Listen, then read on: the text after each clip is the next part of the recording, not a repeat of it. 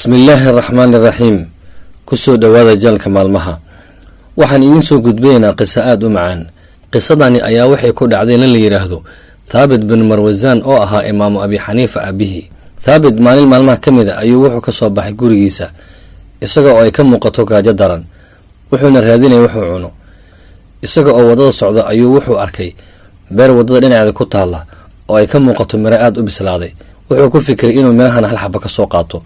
kadib beertii ayuu soo galay, wuxuuna soo goostay hal xabo oo tufaax ah, wuxuuna ka cunay qayb ka mid a. kadib webi meesha ku yaallo ayuu biyo ka cabay. markii ay gaajada daysay ayuu fikiray, wuxuu yidhi waxaad cuntay xoolo islaameed aadan lahayn. aad ayay ula xumaatay arrintan. wuxuu yidhi allah baan ku dhaartay inaana maanta halkan ka tegayn ilaa aan ka helo ninkii beertan lahaa uuna iga cafiyo.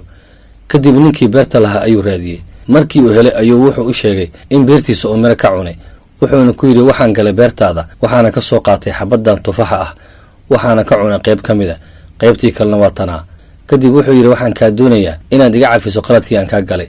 ninkii beerta lahaa ayaa thaabit ku yidhi allah baan ku dhaartay ku cafin maayo, maalinka qiyaamana alla hortii ayaan kugu dacweynayaa. thaabit waa uu iska ooyey, wuxuuna ku yidhi waxaan diyaar u ahay inaan kuu shaqeeyo haddii aad iska kii cafiso. ninkii wuxuu ku adkaystay go-aankiisa, wuuna iska tegey. thaabit meeshii ayuu iska fadhiistay isaga oo yaaban, wuxuu sameeyana aan garanaynin. ninkii markii uu soo baxay galabkii ayuu wuxuu arkay thaabit oo meeshii iska fadhiyo, ooyintiina ay ka da-ayso. mar labaad ayuu wuxuu ku yidhi thaabit ninkii waxaan diyaar u ahay inaan kuu shaqeeyo cumrigayga inta ka dhiman, ee waan ku baryaa iska kay saamax. ninkii wuxuu yidhi wiilkayga diyaar ayaan u ahay inaan ku saamaxo, laakiin waxaan kugu shardinayaa inaad gabadheeda guursato. thaabit aad ayuu ula yaabay hadalkan. kadib waa uu fikiray, wuxuuna yidhi waan ogolahay inaan gabadhaada guursado. ninkii wuxuu yidhi haddii aad ogolaatay waan kuu guurinayaa gabadheeda, balse waxaan kuu sheegaya gabadheeda xaaladeeda. marka koowaad gabadheeda wax ma aragto, marka labaad gabadheeda wax ma maqasho, marka xigtana gabadheeda ma hadli karto. waxaana muddo badan raadinaya nin uu munaasab ah oo aan ku aamini karo islamarkaana diyaar u ah sifooyinkii aan kuu sheegay. haddii aad ogolaato waan ku cafinayaa waana kuu guurinayaa. thaabit aad ayuu u naxay, wuxuuna naftiisa ku yidhi sideen u guursaday gabarh aan wax maqal, waxna arag, hadalna aan awoodin, sideense ula noolaan karaa qof xaaladeeda noocaan ah. balse wuxuu yidhi haddii aad diiddo waxaa ka daran cadaabka alle, maadaama aad ninkani xaqiisa qabto. tan ayaa kuu fudud ee alle iska tala saaro. ugu dambayntii wuxuu aqbalay inuu gabadhii guursado. kadib odaygii wuxuu ku yidhi waxaa noo ballan ah khamiista soo socoto inaan kugu meheriyo, wax weliba oo qarash ahna aniga ayaa bixinayo. thaabit wuxuu yimid maalinkii khamiista isaga oo ay murug ka muuqato, oona dhahaya sideen ku guursadaa qof xaaladeeda sidaan tahay, balse alla ayuu iska tala saartay, sida ayuuna ku guursaday.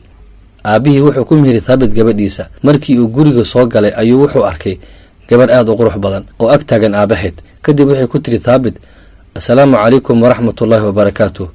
markii uu arkay aad ayuu ula yaabay, wuxuuna isweydiiyey hadalkii uu aabbaheed ku lahaa. kadib markii guriga aadeen ayuu gabadhii wuxuu weydiiyey hadalkii aabbaheed dhahayay.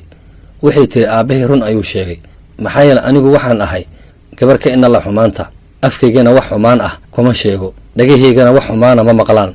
markaasay waxay ku tiri markii uu aabbahay ku arkay inaad tahay ruux wanaagsan ayuu wuxuu yidhi nin ka walwalaya xabad tufaaxa oo xaaraan uu cunay ayaan gabadheeda ku aamini karaa, isaga ayaana mudan inaan gabar siisto. hal sano kadib wuxuu alla subxaana wa tacaala ku arsuqay wiil aad u qiimo badan, islamarkaana taariikhdu ay xustay xaalmeerashadiisa iyo cilmigiisa. waana imaamka weyn ee dadku u yaqaanaan imaamu abi xaniifa nucmaan binu thaabit. qisadani waxaynu ka faa'iideynaa qiimaha ay leedahay inaad noqoto ruux xaalmiirato ah, aadna ku dadaasho mar weliba waxyaabaha alle raaliga ka yahay, si uu asigana ku waafajiyo waxa uu isaga raaliga ka yahay. waad ku mahadsan tahay daawashada muuqaalkan. haddii aad ka cusub tahay jaalka maalmaha, fadlan sabskaraab dheh, gamaleelkana riix si ay kuu soo gaaraan waxyaaba cusub aan soo dhigi doono. mahadsanid.